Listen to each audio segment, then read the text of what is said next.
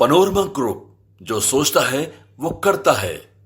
और दूसरी बात यह है, जहाँ तक बात चल रही है हमारे रिश्ते की, हम लोग रिश्ते में चाचा और भतीजी लगते हैं, तो यह बात बिल्कुल गलत है। क्योंकि हमारा गांव ज़रूर एक है, लेकिन हमारा वार्ड नंबर भी अलग है। हमारा वार्ड नंबर 6 पड़ता है, इनका वार्ड नंबर 7 पड़ता है। तो हम लोग रिश्ते में कोई चाचा भतीजी नहीं है। और मेरे चाचा के द्वारा या चाची के द्वारा जो आरोप लगाया जा रहा है कि हम लोग चाचा और भतीजी है, तो वो सामने आए और आकर सिद्ध करे कि हम लोगों का रिश्ता वाकई चाचा भतीजी का है या नहीं है। लोग चाचा भतीजी रिश्ते में नहीं है, बस हम लोगों का गाँव एक है और हम लोगों ने प्रेम विवाह किया है और इसमें कोई अपहरण का केस नहीं है। हम अपने रिश्ते से पूरी तरीके से संतुष्ट हैं। हमने प्रेम विवाह किया, हमारा प्रेम प्रसंग लगभग 9-10 वर्षों का रहा है, तो हम इनको बहुत अच्छी तरीके से जानते हैं। हम भतीजी का कोई रिश्ता नहीं है, अपना भतीजी नहीं है, हमारे गांव की है। तो हम लोग को प्रेम प्रसंग था, हम लोग शादी किए। कितने वर्षों से प्रेम था? ये 10 वर्षों के करीब से प्रेम प्रसंग चल रहा था हम लोग। गांव के भी सब लोग जान रहे थे? हाँ, लगभग गांव के कुछ लोग को पता था। नमस्कार, मेरा नाम अजय शास्त्री है और आप देख रहे हैं न्यूज़ फॉर नेशन।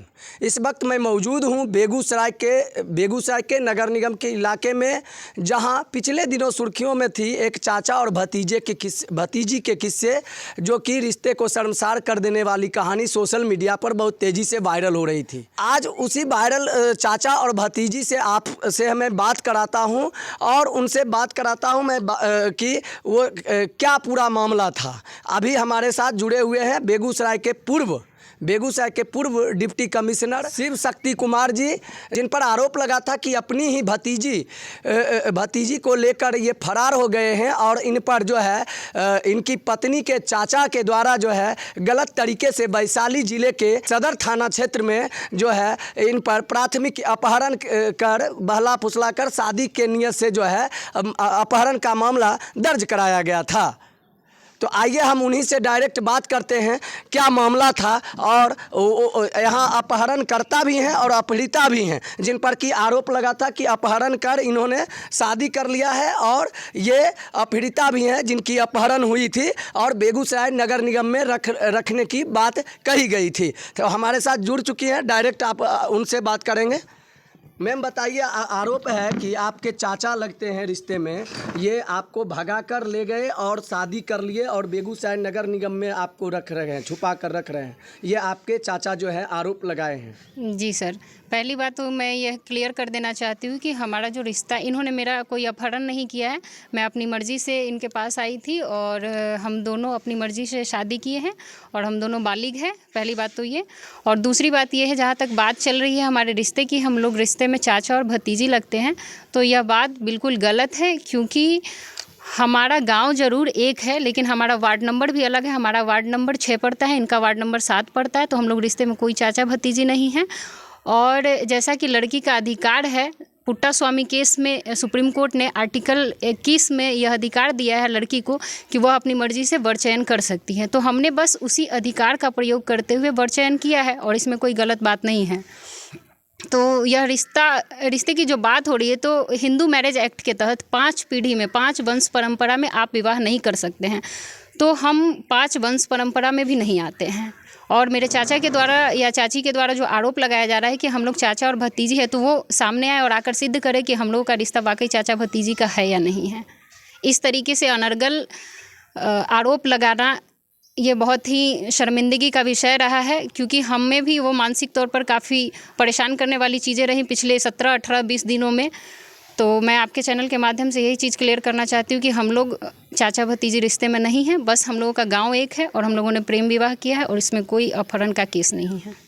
पिछले दिनों बहुत सारे सोशल मीडिया पे या जो भी न्यूज़ चैनल है प्लेटफॉर्म पे चल रहा था कि आपके चाचा भतीजी का रिश्ता आ रहा है या जो भी, तो अभी आप इस रिश्ते से कितना संतुष्ट हैं या कैसे रह रहे हैं? हम अपने रिश्ते से पूरी तरीके से संतुष्ट हैं। हमने प्रेम विवाह किया, हमारा प्रेम प्रसंग लगभग 9-10 वर्षों का रहा है, तो हम इनको बहुत अच्छी तरीके से जानते हैं। हम लोग अपने रिश्ते से बहुत खुश हैं। और बाकी जिन लोगों को जो आरोप लगाना है तो उनका व्यक्तिगत विषय है और हम उनसे बस अनुरोध कर सकते हैं कि वो ऐसा ना करें। और अगर उनको वाकई ऐसा कुछ लगता है तो वो सामने से आए और इस जो भी आरोप लगा है उनको सिद्ध करें। और एक बात मैं और जोड़ना चाहती हूँ कि इनके ऊपर अपहरण का केस दर्ज कराया गया था, तो अभी मेरा 164 का बयान भी हो चुका है, तो यह केस भी खारिज हो चुका है और उसी आधार पे इनका निलंबन भी किया गया है, जो कि पूरी तरीके से गलत है। और एक और बात, जो गाँव में लोग प्रेम विवाह को सामान्यतः स्वीकृति नहीं देते हैं, तो उस पर मैं एक बात बताना चाहती हूँ कि अगर एक गांव में शादी करना बुरा है तो क्या जो इस्लाम धर्म के लोग हैं आपस में शादी विवाह करते हैं तो क्या वह अनैतिक हो जाते हैं केवल इस्लाम धर्म हिंदू धर्म ना होने की वजह से? और दूसरी बात यह है कि दक्षिण भारत में लोग अपने ही मामा की बेटी से शादी करते हैं, तो क्या यह जो परंपरा है वो किसी बिहार या भारत के किसी एक गांव से ही पूरी परंपरा चलती है? हमारे देश की संस्कृति केवल बिहार के एक छोटे से गांव से ही शुरू होती है और गांव तक ही सिमट के रह जाती है। तो ऐसा दक्षिण भारत में अगर मामा की बेटी से शादी किया जा रहा है तो क्या वह अनैतिक है? क्या वह परंपरा के विरुद्ध है? उसके अलावा श्री कृष्ण भी अपने बुआ की लड़की से शादी करते हैं, तो क्या भगवान श्री कृष्ण की पूजा आप नहीं करते हैं? आप धर्म को नहीं मानते हैं? उसके अलावा भी बहुत सारी चीज़ें, महावीर और बुद्ध की कहानी जब आप पढ़ेंगे, उनका इतिहास पढ़ेंगे तो ऐसी चीज़ें आपको मिल जाएंगी। कबीलाई समाज में भी ऐसा कई बार हो चुका है। और इन सब के बावजूद हम यह बताना चाहते हैं कि हिंदू मैरिज एक्ट के तहत जो 5 वंश परंपरा में हिंदू मैरिज एक्ट के तहत जो 5 वंश परंपरा में विवाह का प्रावधान नहीं है तो हम लोग उस 5 वंश परंपरा में नहीं आते हैं। क्या लगता है आपके चाचा या जो है गांव वालों के द्वारा गलत एफआईआर कराया गया या गलत तरीके से आपके प्रेम को जो है अवरुद्ध किया गया? जी हाँ, बिल्कुल गलत आरोप लगाया गया था। हालांकि अब उस पर बात करने का कोई विषय नहीं है क्योंकि वह केस अपने आप खारिज हो चुका है। 164 का बयान मैं दे चुकी हूँ। सर, आप पर आरोप है कि रिश्ते में भतीजी हैं, विवाह किया है। ये आरोप आपके जो है पत्नी के चाचा ने आप पर लगाया है, केस भी दर्ज करवाया। इसको क्या कहेंगे आप? नहीं, भतीजी का कोई रिश्ता नहीं है, अपना भतीजी नहीं है, हमारे गांव की है। तो हम लोग को प्रेम प्रसंग था, हम लोग शादी किए हैं। कितने वर्षों से प्रेम था? ये 10 वर्षों के करीब से प्रेम प्रसंग चल रहा था हम लोग। गाँव के भी सब लोग जान रहे थे? हाँ, लगभग गाँव के कुछ लोग को पता था, समझते थे कि हाँ ये दोनों मिलती हैं, बातचीत करते हैं, साथ में हम लोग घूम लेते थे, बात कर लेते थे। तो लोगों को लगता था इस तरीक़ा से।